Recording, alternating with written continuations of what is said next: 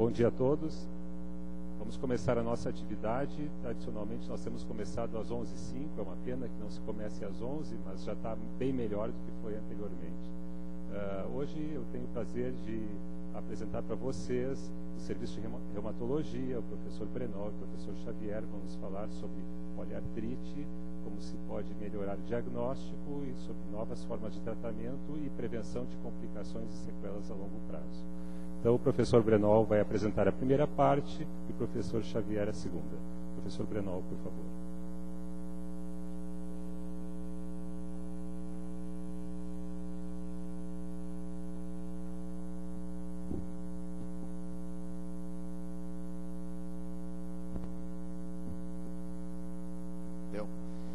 Muito bom dia a todos.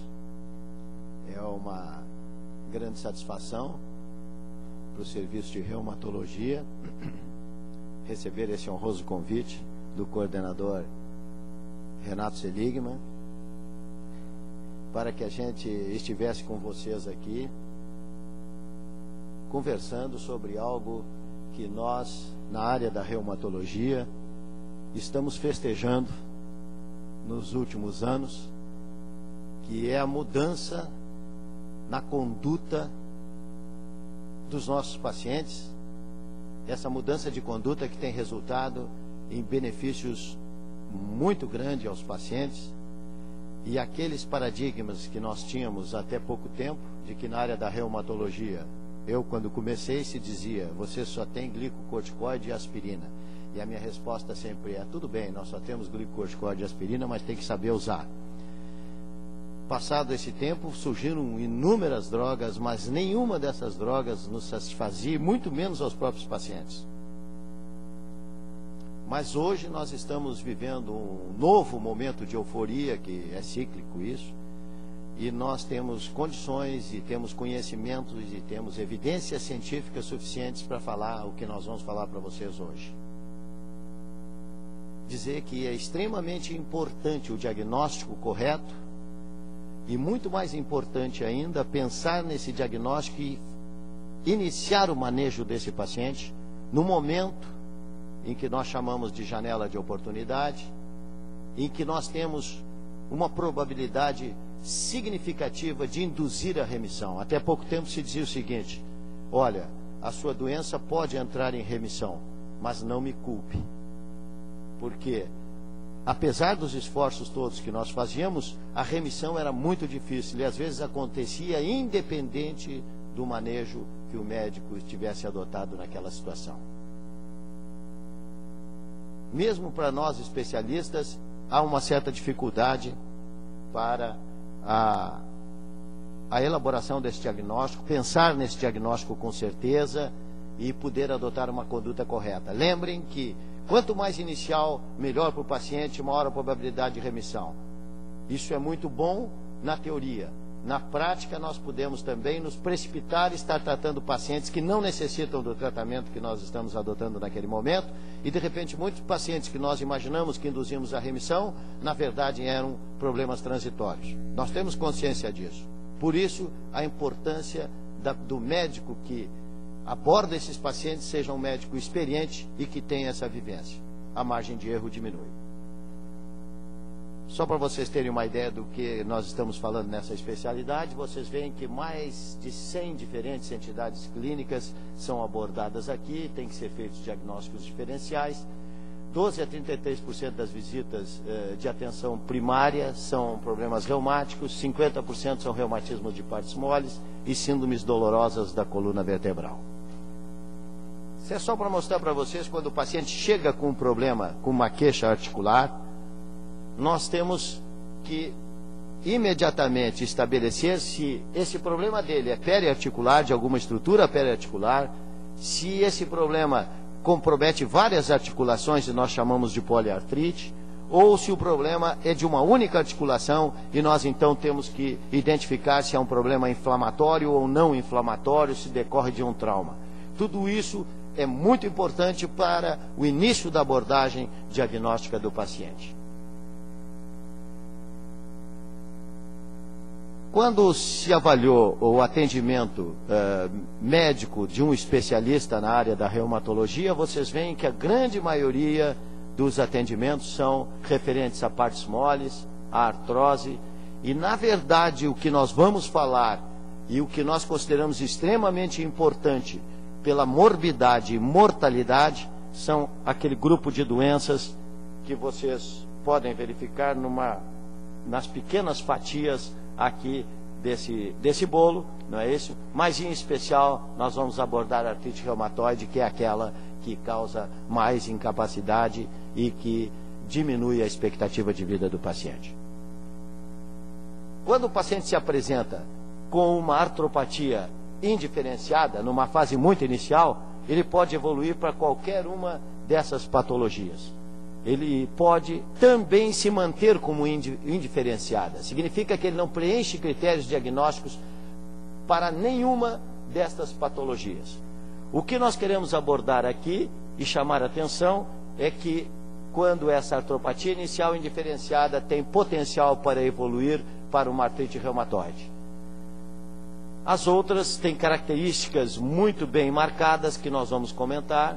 Por exemplo, aqui, quando uma paciente se apresenta com uma artropatia indiferenciada, mas tem determinadas características que chamam a atenção para uma patologia, nós teremos mais facilidade para elaborar o diagnóstico. Aqui no caso, uma fotossensibilidade importante, com um pequeno fator de complicação, que é esse edema periorbital e esse eritema periorbital, que pode lembrar a possibilidade também de um componente de polimiosite. Aqui vocês veem já uma polimiosite. Na anterior, aquela fotossensibilidade nos levaria a pensar num lúpus eritematoso sistêmico.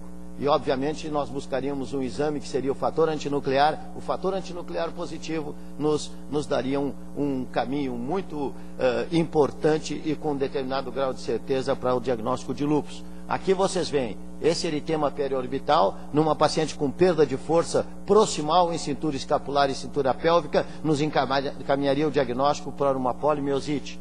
Uma paciente que se apresentasse com afilamento labial, afilamento nasal e esclerodermia, nos levaria ao diagnóstico, induziria ao diagnóstico de esclerose sistêmica. Aqui vocês veem a grande área das chamadas espondiloartropatias, que são essas artropatias que comprometem de maneira mais marcante o esqueleto axial. Elas têm uma tendência a evoluir para comprometimento de coluna vertebral. Nesse caso, comprometendo interfalângicas distais, com alterações, com onicopatias, é uma artrite psoriásica. Tudo isso nos dá uma certa facilidade de encaminhar o diagnóstico. O paciente pode se apresentar muitas vezes só com uma conjuntivite importante, nos lembra ainda esse grande grupo de patologias que são as espondiloartropatias que costumam cursar com conjuntivite, uretrite, artrite e entesopatias, que são as famosas tendinites de repetição, como se apresenta nessas formas frustras de espondiloartropatias, que os pacientes começam a apresentar tendinites, pô, mas como essa pessoa, ela tem falta de sorte, porque a qualquer tipo de atividade física, ela desenvolve uma tendinite, desenvolve uma bursite. Pensar sempre na possibilidade da origem sistêmica e de a pessoa apresentar uma das formas dessas espondiloartropatias. Vocês veem aqui, às vezes, assintomático, essa dactilite, não é isso? Que é chamado também de dedo em salsicha. Mas o que nos interessa mesmo hoje é chamar a atenção para como identificar a artrite reumatoide na sua forma inicial. Vocês sabem que a poliartrite reumatoide ela é simétrica, persistente e destrutiva se não tratada. Frequentemente associada com o fator reumatoide ou testes positivos na pesquisa de anticorpos antipeptídeos citrulinados cíclicos, que é um exame de laboratório muito importante, porque ele tem uma especificidade muito alta para a artrite reumatoide, chega acima de 98%.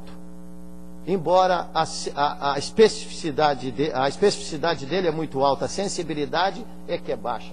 A sensibilidade chega a 60% a 70%. Então, mesmo naqueles casos que nós temos dados clínicos para diagnóstico de artrite reumatoide inicial, que o fator reumatoide é negativo, né, se lança a mão do anti-CCP.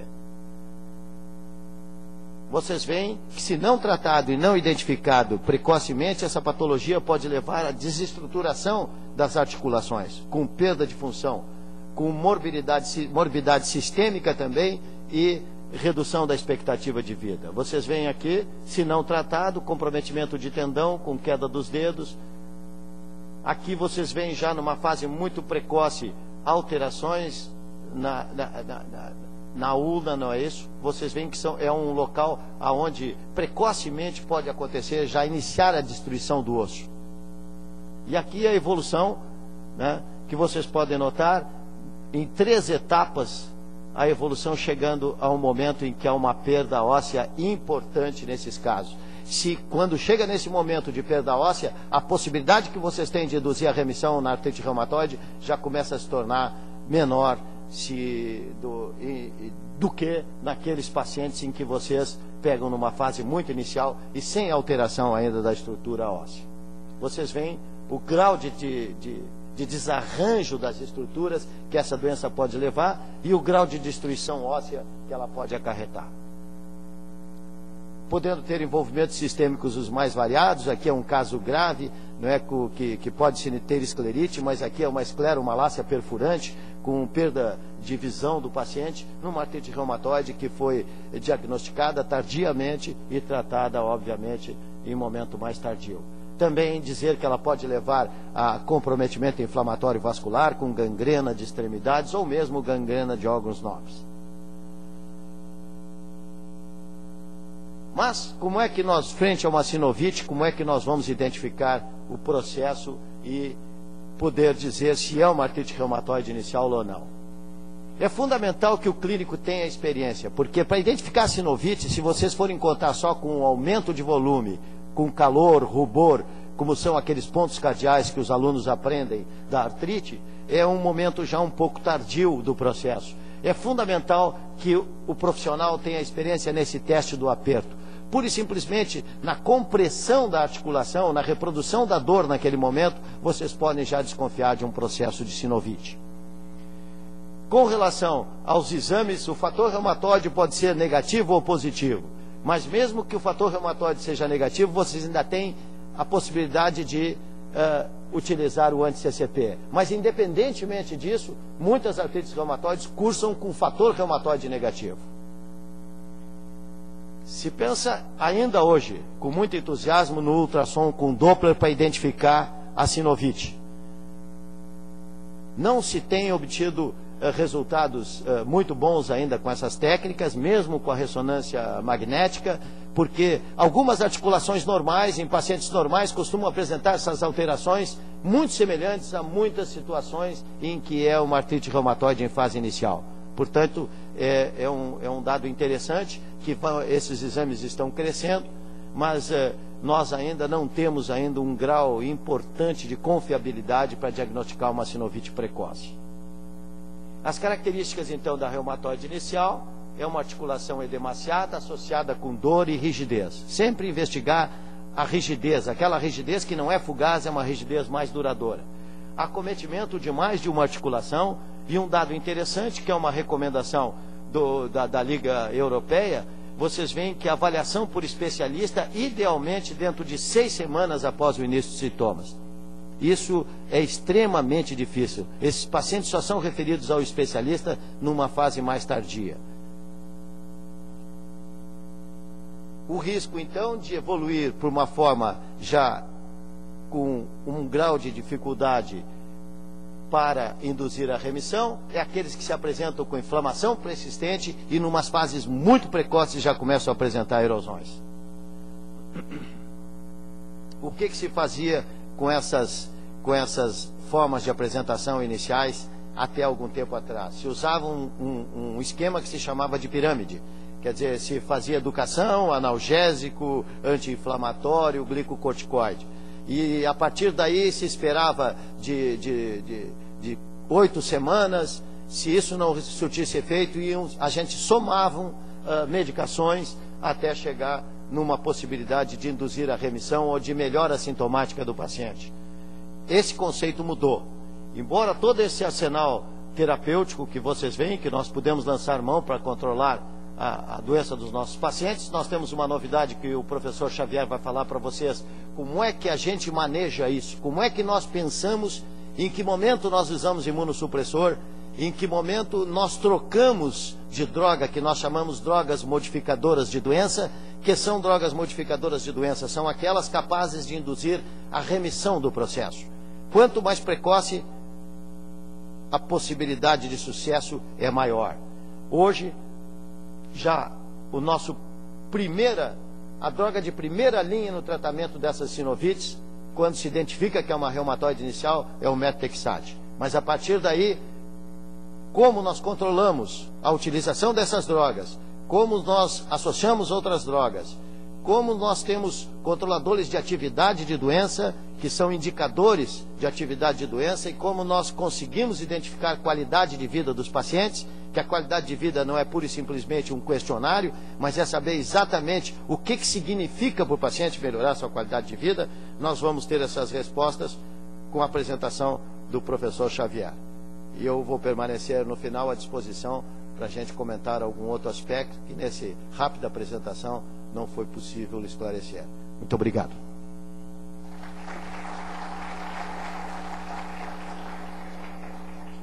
Deixa eu olhar para agora.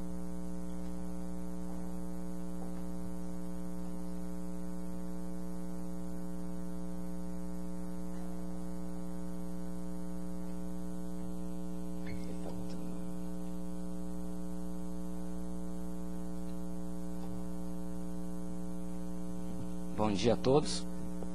Também gostaria de agradecer ao convite, de estar aqui compartilhando com vocês algumas dessas novidades, dessa verdadeira revolução que está ocorrendo na área da reumatologia, que muito tem nos entusiasmado, e que realmente é tema de muitas investigações, de muitos ensaios clínicos randomizados, com novas terapias, especialmente esse grupo novo de fármacos que são os agentes biológicos. Não só do ponto de vista de melhora do nosso arsenal terapêutico, que ocorreu na última década, nos últimos 15 anos, bem como uma compreensão melhor da história natural dessa doença, que, por exemplo, quando eu era aluno, quando eu era residente, a artrite reumatoide era tida como uma doença benigna, tá?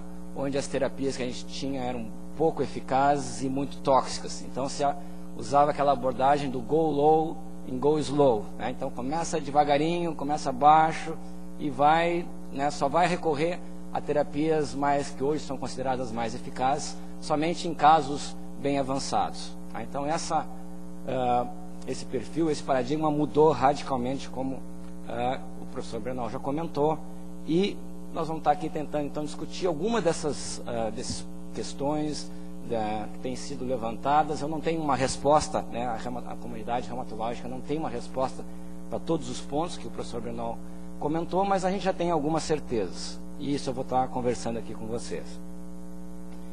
Em primeiro lugar, do ponto de vista do manejo da artrite reumatoide, a gente tem que entender esse tripé da história natural, né? Se trata então, na linha verde aqui, de um processo inflamatório crônico, né, que dura meses, dura anos, na verdade dura décadas e não vai embora, tá? As consequências desse processo inflamatório basicamente são duas, né? Em primeiro lugar, tu tem progressão de um dano radiológico, né, que leva em fases mais tardias à incapacidade física, né? E o outro, que foi mais recentemente identificado, que é o processo inflamatório crônico, leva a uma mortalidade aumentada desses pacientes, né? Principalmente mortalidade por causa cardiovascular. Então hoje, por exemplo, só o risco de ter esse processo inflamatório crônico imputa aos pacientes com artrite reumatoide um risco cardiovascular semelhante a como se eles fumassem uma carteira de cigarro por dia, ou como se eles tivessem hipertensão arterial com sistólica acima de 150 milímetros de mercúrio, tá? Ou como se eles tivessem um colesterol total acima de 250. Só esse fato de ter esse processo inflamatório crônico diminui a vida em 10, 15 anos, que é o equivalente a uma doença cardiovascular de 3 vasos, por exemplo. Então não é uma doença benigna, tá? É uma doença que tem realmente um impacto grande do ponto de vista de incapacidade física e de mortalidade a longo prazo. Essa incapacidade física na fase inicial é mais dependente da quantidade de inflamação, ou seja, ela é reversível se a gente controlar a inflamação, E em fases mais tardias, ela é mais dependente do dano radiológico, ou seja, aí não tem mais o que fazer para melhorar a vida desse paciente. Por isso, a importância de se tratar precocemente. Então, quais são nossos objetivos no tratamento de uma poliartrite crônica, especialmente de uma artrite reumatoide? Melhorar os sinais e sintomas, que são dependentes do processo inflamatório, impedir essa progressão radiológica, né? Diminuir, assim, a incapacidade permanente e melhorar a sobrevida. Né? E com isso a gente consegue buscando sempre a remissão da doença, que antigamente era vista como muito rara, como o professor Bernal comentou. Claro que era muito rara, porque a gente deixava para tratar esses pacientes depois que já tinha dano radiológico. Do ponto de vista, então, primeiro apresentar para vocês o armamentário que a gente tem, né, terapêutico. Depois vou comentar com vocês as novas estratégias para o uso desse armamentário. Colocando esse armamentário em termos de perspectiva, nós temos aqui aqueles mesmos 3 eixos, né, atividade da doença, dano tecidual. Esse dano tecidual de curta duração, né, vai progredindo para uma incapacidade física que no início é reversível, mais tardiamente é irreversível. Para a atividade da doença, para melhorar os sintomas de inflamação, é que se encaixa 2 grupos de drogas, que são os anti-inflamatórios não hormonais, principalmente, né, assim como os analgésicos. Eles melhoram, aliviam a dor do paciente, né, diminuem o processo inflamatório, mas eles não atuam na progressão do dano tecidual. Né? Então, aquilo que nós fazíamos antigamente, só dar anti-inflamatório por bastante tempo, e só se não melhorasse com o anti-inflamatório, que se partiria para outras drogas, era errôneo, porque nós não bloqueávamos o dano tecidual. Para bloquear dano tecidual, nós temos esses grupos de drogas aqui, que são os DMARDs, como o Brenal falou, doenças modificadores do curso da doença. Tá? Nós temos os glicocorticoides, que hoje são considerados agentes com ação potente anti-inflamatória, são os mais potentes anti-inflamatórios que existem, mas também têm capacidade de progredir o dano, de impedir a progressão do dano radiológico. Tá? Então, também são considerados cada vez mais como agentes remissivos com capacidade de diminuir, de modificar o curso da doença.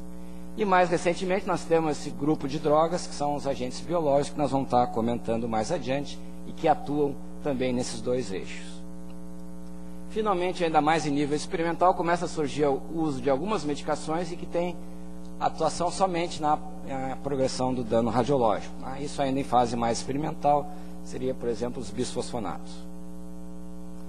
Aqui só para mostrar para vocês um dos dados, mas na verdade existe uma meta-análise demonstrando o efeito do glicocorticoide em pacientes com artrite reumatoide inicial, um ensaio clínico randomizado, onde se iniciou dose baixa de corticoide num grupo de pacientes e no outro somente o agente remissivo. Tá?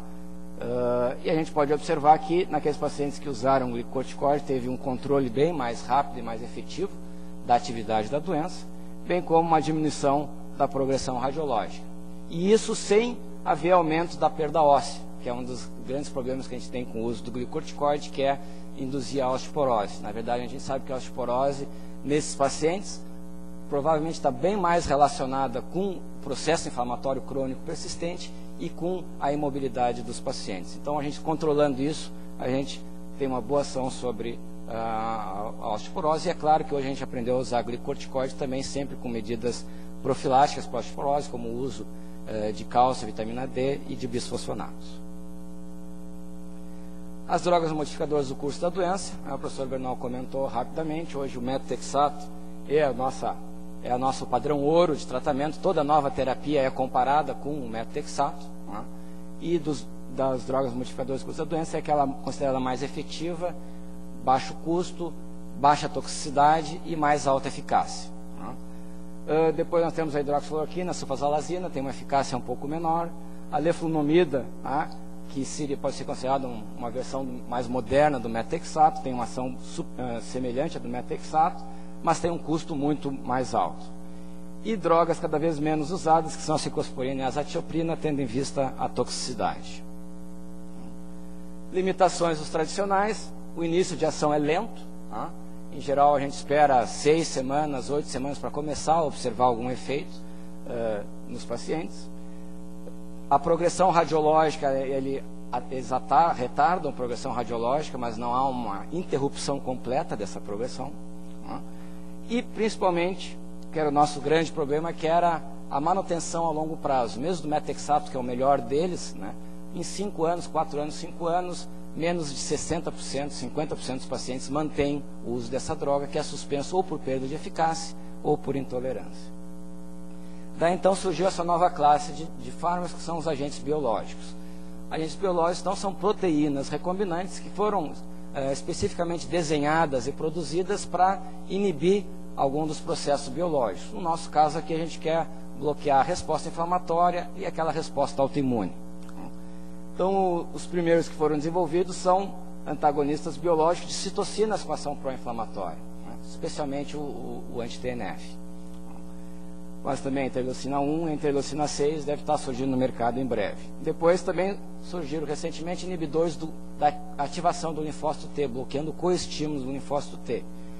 Bem como a gente pode usar anticorpos monoclonais que induzem a apoptose de certas células, né, como no caso o linfócito B, que é uma estratégia que se mostrou efetiva no tratamento da artrite reumatoide. E atualmente nós temos aprovados etanercept, infliximab e adalimumab, que são anti-TNF, rituximab, que é contra o linfócito B, e o abatacept, que é o inibidor do coestímulo. Todas as drogas já aprovadas no mercado, né? Algumas delas, como etanercept, infliximab, por exemplo, já com mais de 10 anos de uso, mais de 1 milhão de pacientes expostos a essas medicações.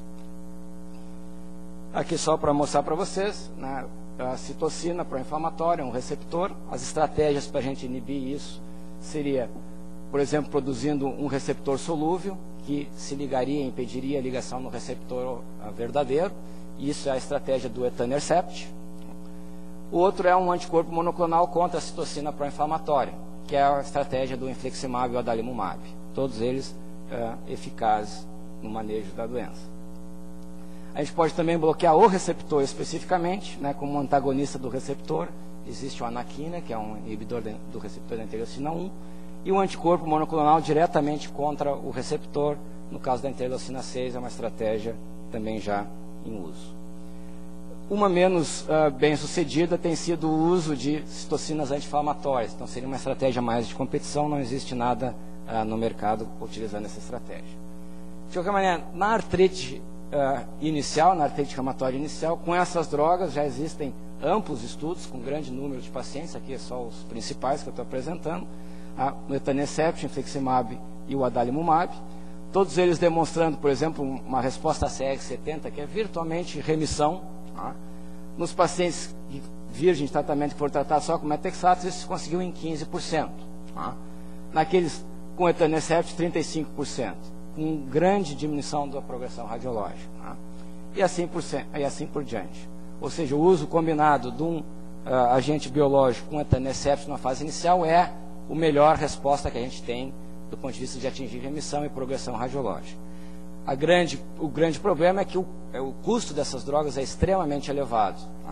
Então, isso é que tem sido a grande discussão no momento, quando realmente utilizar. Se for utilizar em todos os pacientes com artrite reumatoide inicial, sendo que 15% deles podem responder só ao metexato, isso é um custo muito grande. Isso é uma discussão que a gente atualmente está tendo, e certamente nenhuma recomendação é de se iniciar desde o início com essas drogas, se reservar para fases mais tardias, mas pode ser que, com a evolução do nosso conhecimento, elas passem a ser utilizadas numa fase mais inicial também. Aqui só para mostrar rapidamente, né, o abatacept, que é o bloqueio do coestímulo, é uma estratégia também já aprovada e também já no mercado, bem como o rituximab, que é usado para tratar linfomas, também hoje é uma estratégia aprovada para o tratamento da artrite reumatoide. Isso do ponto de vista de armamentário terapêutico, né, com as novidades. Do ponto de vista de estratégias, né, quando iniciar o tratamento, como monitorar e ajustar esse tratamento e qual a sequência de medicações. Então, como é que a gente usa esse arsenal? Quando iniciar o tratamento, né, aqui a curva de progressão radiológica, a gente pode ver que nos primeiros anos o dano radiológico é o mais rápido. Né? Ou seja, nos primeiros 2 anos, 70% do dano radiológico já ocorreu nesses pacientes. Ou seja, nós temos que tratar antes desses 2 anos. E isso tem dados já demonstrando, bem claro, aqui meta-análise, né, com um total de mais de 1.400 pacientes, onde foram distribuídos conforme o tempo de doença que eles tinham quando foi iniciado o tratamento. E a resposta é bem superior naqueles que foi iniciado nos primeiros 1 ou 2 anos de tratamento, do que naqueles com mais de 5 a 10 anos.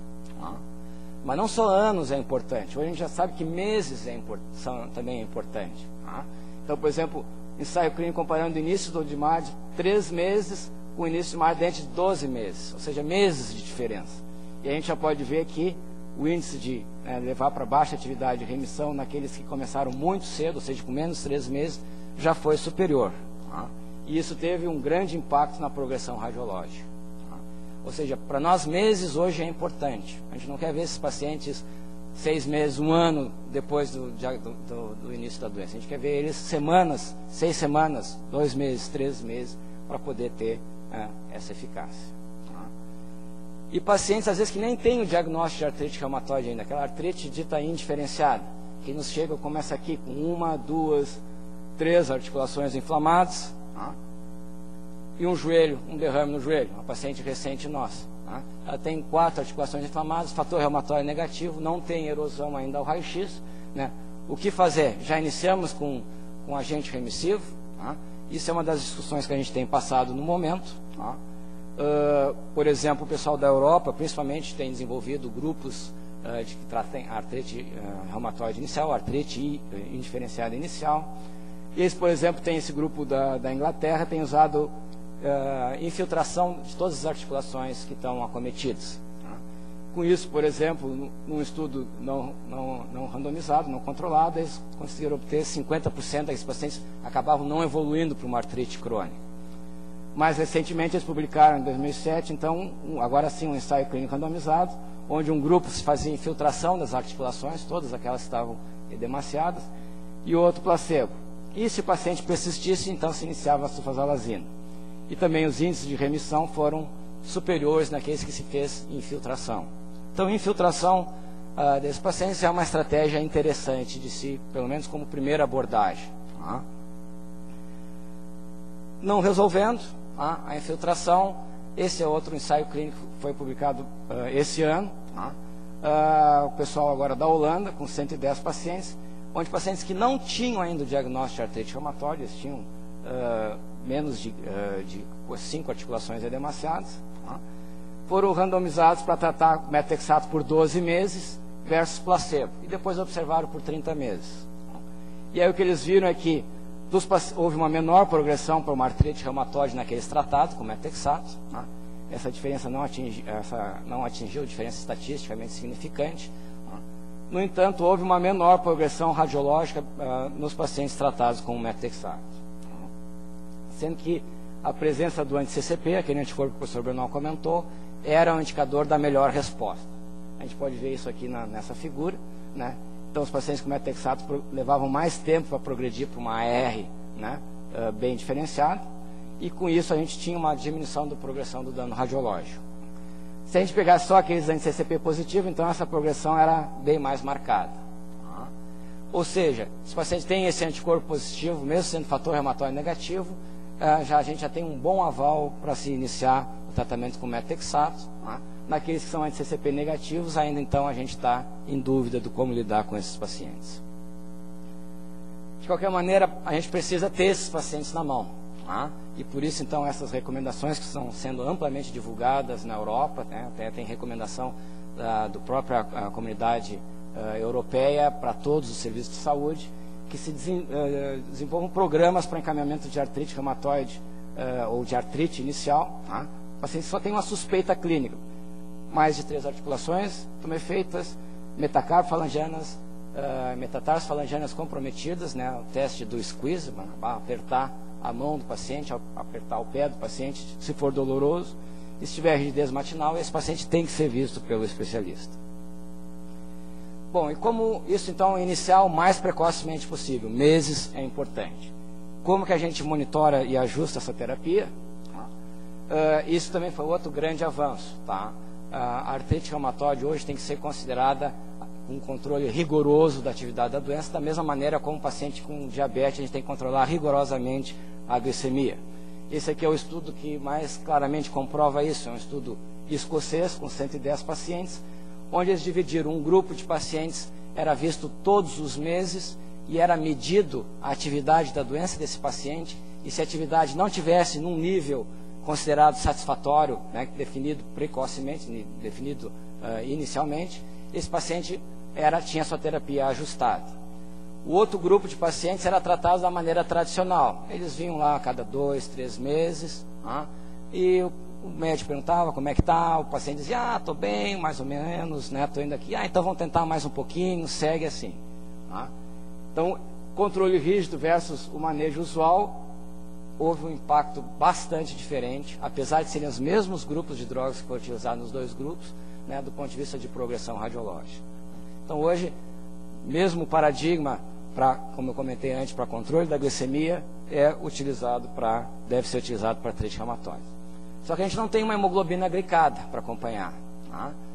No nosso caso é bem mais complexo como acompanhar essa atividade da doença.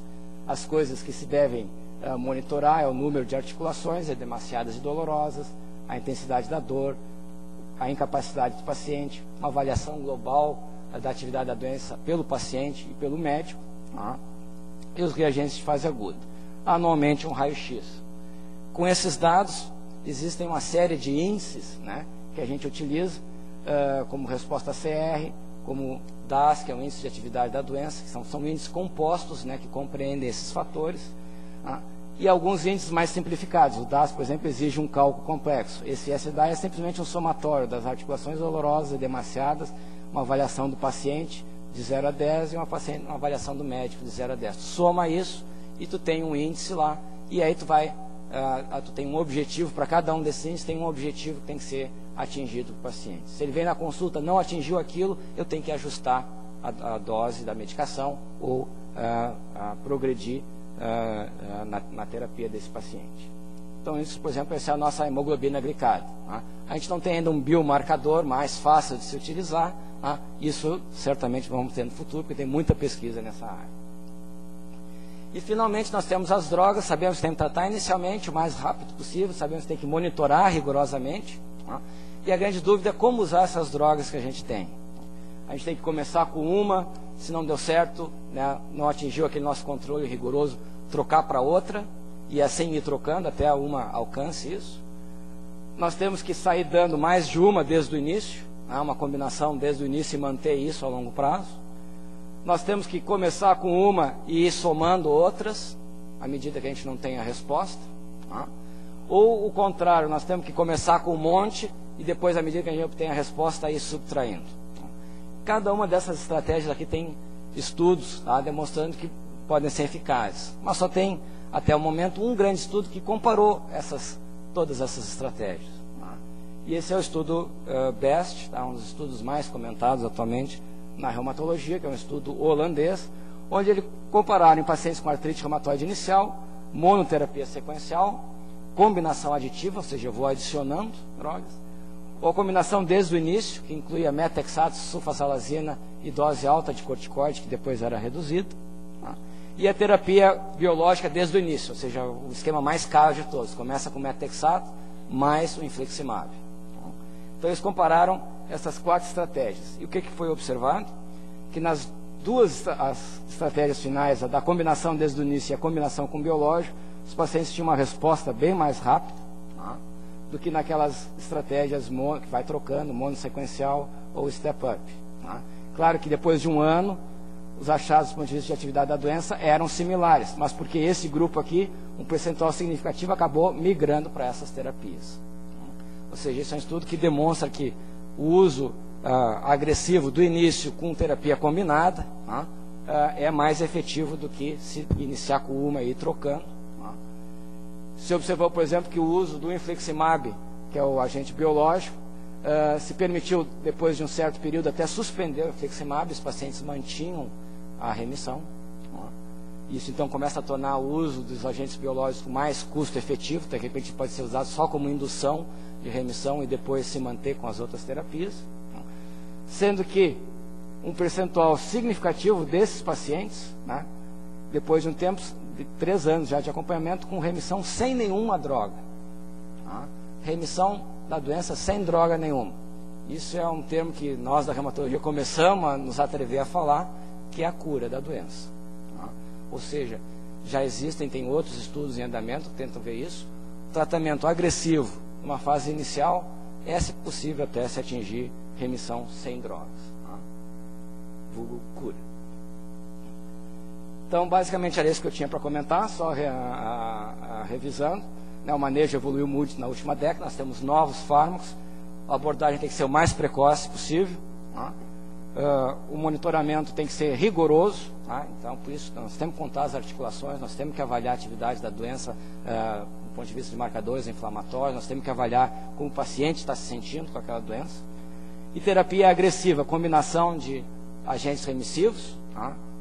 Pode ser um agente remissivo e glicocorticoide, por exemplo, tá? A combinação com anti-TNF se começa a falar, mas ela é muito cara, então não é ainda recomendado para todos, mas é uma estratégia que certamente vai se tornar interessante à medida que a gente tiver mais dados no futuro. E hoje a remissão é possível, em pacientes com artrite inicial já tem índice de 50% de remissão, 60% de remissão da doença. Tá? E a interrupção do dano radiológico também hoje são alvos bastante factíveis. Tá? Aqui rapidamente então, é só o esquema que a gente tem usado para o manejo desses pacientes no nosso ambulatório da reumatologia, que ocorre, ambulatório específico de artrite reumatoide, que ocorre todas as quintas-feiras. Tá? E era basicamente isso que eu tinha para comentar, e certamente tem muitos pontos aí para discussão, que eu vou deixar agora para os minutos finais. Muito obrigado pela atenção.